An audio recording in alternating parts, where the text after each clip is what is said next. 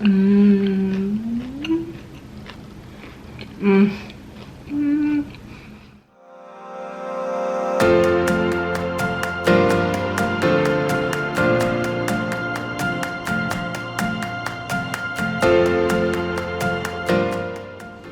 Good morning, guys. So today I am going to make lunch for my husband and I. It's Friday, so it's a start of our cheat day. I'm gonna make some fried pork cutlet with curry, and he doesn't like the curry, but I love it, so I'm gonna make it anyway. But he does still eat it anyway. He just doesn't like the aroma, I believe, and I don't know. But anyway, I'm gonna go make that. And so before we head out, don't forget to subscribe and hit the little bell so that every time I post a new video, you get notified and you get to see every single one of them. So yeah, let's go. And Dylan says hi. So a couple of the ingredients that I'm using today are pretty much store-bought because it's easier for me, and I don't want ingredients in my cupboard that is just gonna go to waste anyway. So for like the first one, I have the frying mix that I've been using a lot every time I want to fry something. You can use it for your seafood, your vegetables, meats. It's called Ottogi, I believe, and it's a Korean brand. You can find it in your H Mart or Asian market, and you can even find it on Amazon. So I'll see if I can find a link for you, and I'll put it in the description box below. Also for the curry, I'm using the Vermont curry, which you can also find in your Asian market, and I believe your local supermarkets now carry some of them. I believe Target has some of them. I'll also put a link for that. And yeah, it's easier for me because I cook pretty much the same thing and I don't want to waste stuff, and that's why I have all these pre-made stuff already. So yeah, let's get started.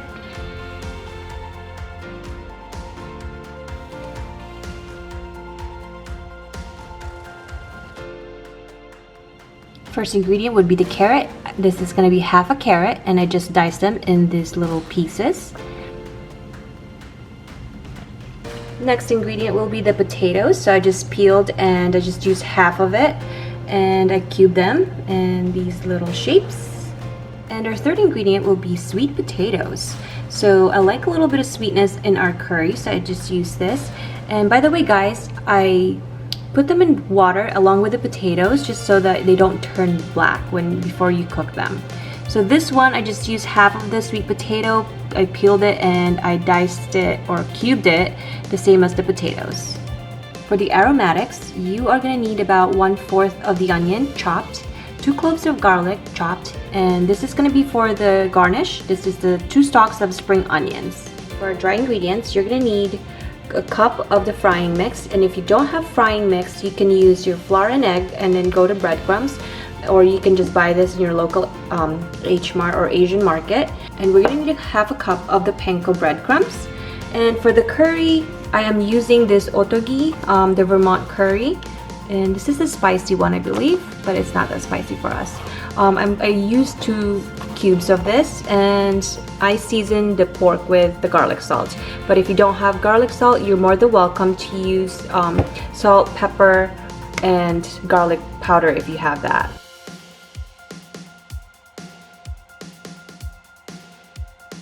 Let's go ahead and season our pork. So this pork, I got this cut from my local H Mart, and this is already tenderized, but you can also just get it in your local supermarket that's not tenderized, as long as they're thin, or you can thin it out yourself as well. So I'm just gonna sprinkle my garlic salt. It's just more crunchy when it's tenderized like this, and you can easily just do this on your own. But I'm lazy, so we're not doing that. Okay guys, so I just added my frying mix into my mixing bowl, and I'm gonna slowly add water and keep stirring. You don't want to add the whole water in there just because it's gonna get all liquefied. So I like using the frying mix because it's already seasoned and I can limit how much salt I put in here. And also, you can use it for seafood and vegetables, and I'll post what the bag looks like so that you'll know what to look for when you go to your local H Mart or Asian market. Okay, so the consistency that I'm looking for is this. So it's very, very light. Set this aside. So what I'd like to do so that I don't waste a lot of plates is that before I batter this, I already heat up my pan so that after I coat this with panko bread, it goes straight to the fryer. Let's start frying. Turn heat on medium, and once hot, add your oil of choice, about 1/4 cup. I used olive oil because I ran out of frying oil. While you wait for it to heat up, start to batter your pork. I only do one coating of the batter and the panko. Once your oil is hot, slowly add the pork. It's about 3 minutes on each side depending on how thick the pork you're using. So guys, when you're frying, don't forget to turn your heat in low so that you don't burn your pork. Look how crispy and golden that is.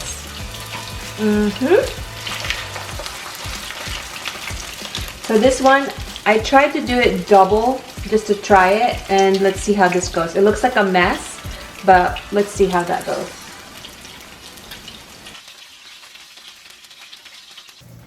The other porks are still cooking, so what I'm gonna do is I heat up another pan right there, and that's gonna be for our curry. I'm still frying these two, so after you take them out from the pan, just let them rest in a plate with paper towel. So our pan is medium to low heat. I'm gonna add a little bit of oil here. So first we're gonna add our onions.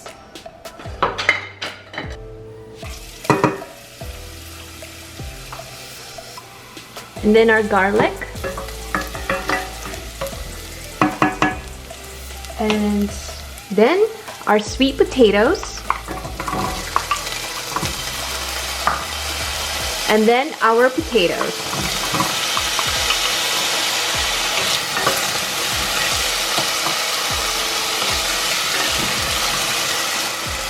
Add a little bit of water. So we're going to cover this until the potatoes are soft. So now potatoes are soft, we are gonna add our carrots, and we're gonna let that be soft.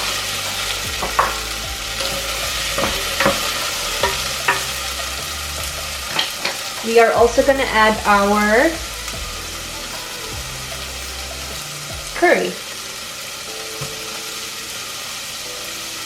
So I already sliced the little curry into little cubes in there so that it'll be easier for it to melt.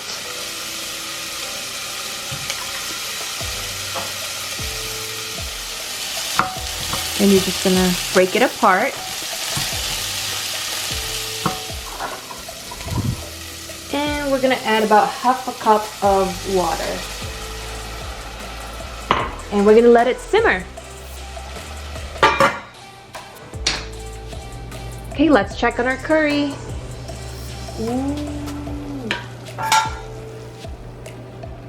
Okay, so our curry is ready, so I'm just gonna turn off the heat and we're gonna start plating.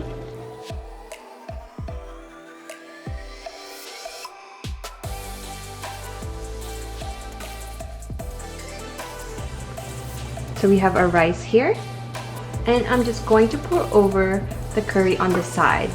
I don't want to put the curry on top of the pork because I don't want to lose the crunchiness of the pork. But of course you have your own preference, so if you want to put the curry on top of your pork, you're more than welcome to. But we like to keep our pork crunchy, so. Garnish with spring onions and top it off with sesame seeds. And there you have it.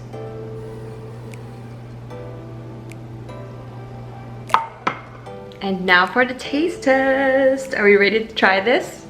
Okay. Can you just hear the crunch of the pork?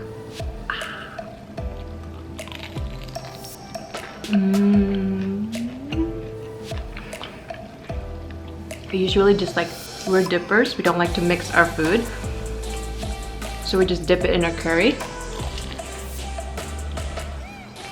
This is so good. Let's take some of the sauce. a little bit of the pork. Here you go.